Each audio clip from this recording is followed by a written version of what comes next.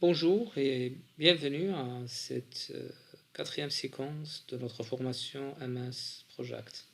Alors, dans la séquence précédente, on a vu comment planifier les tâches, comment introduire les tâches, comment introduire la durée pour chaque tâche. Alors aujourd'hui, on va voir comment faire les relations, comment établir les relations entre les différentes tâches et donc lier des tâches pour afficher les relations et comment afficher les différents diagrammes dans le MS Project. Alors, je reviens vers mon projet que j'ai commencé sur le MS Project.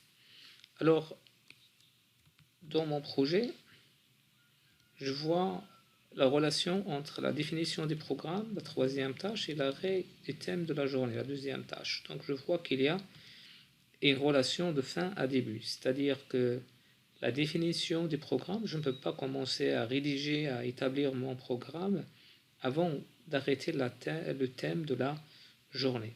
Et donc il y a une relation fin-début.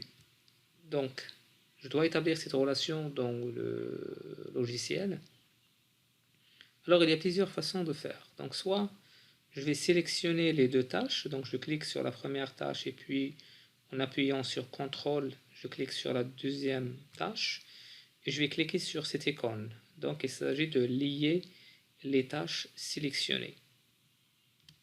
Voilà. Maintenant, automatiquement, il va introduire 2, c'est-à-dire que cette troisième tâche est là comme prédécesseur la deuxième tâche. Et la même chose, ça va s'afficher ici dans notre diagramme Gantt. Et là, maintenant, vous voyez la durée de la tâche récapitulative, qui est l'élaboration du programme. Elle était de 2, maintenant elle est de 3. C'est-à-dire maintenant, c'est la somme des durées des deux tâches, parce que ce sont maintenant, ce ne sont plus des tâches parallèles, mais plutôt ce sont des tâches successives. Alors ça, c'est la première façon de faire. Deuxième façon de faire, c'est de...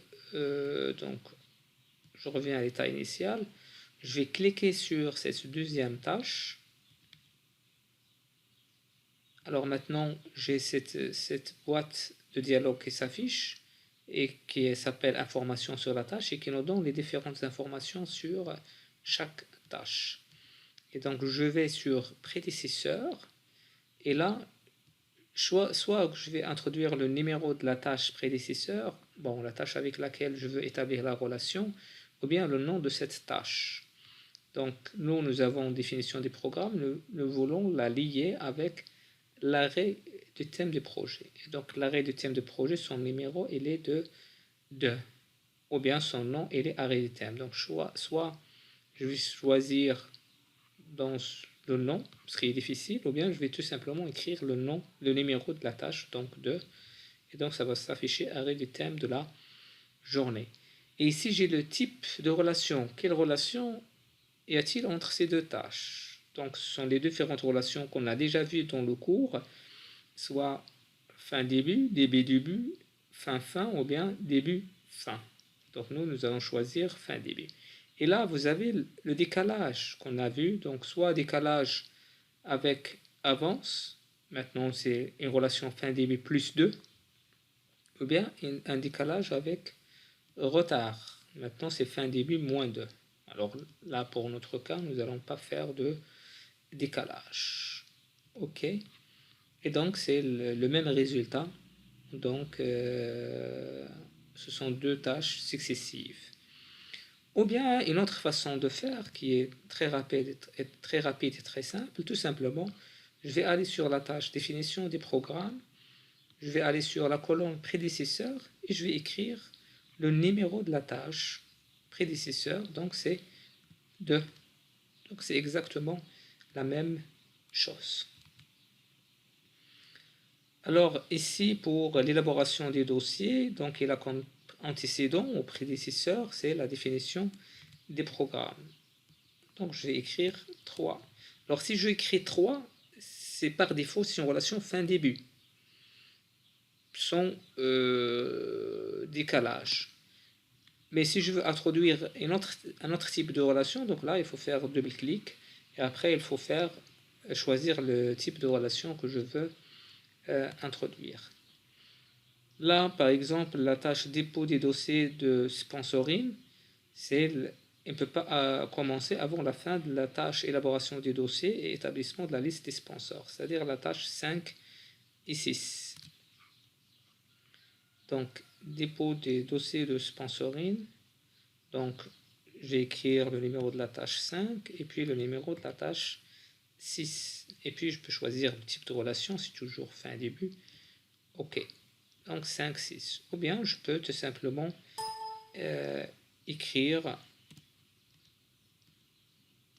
5.6. Donc c'est la même chose. Donc vous voyez sur notre diagramme Gantt, donc cette tâche dépôt du dossier ne peut pas commencer avant la fin de cette tâche établissement de la liste des sponsors et cette tâche élaboration des dossiers de sponsors.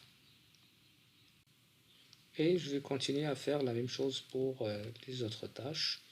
Donc voilà, maintenant j'ai mon diagramme Gantt avec les différentes relations, les différentes liaisons entre les tâches. Alors maintenant je vais poser une question simple. Maintenant je connais la durée de chaque tâche, je connais la durée de chaque lot de tâches. Maintenant la question c'est quoi la durée globale du projet? Alors il y a deux façons de faire.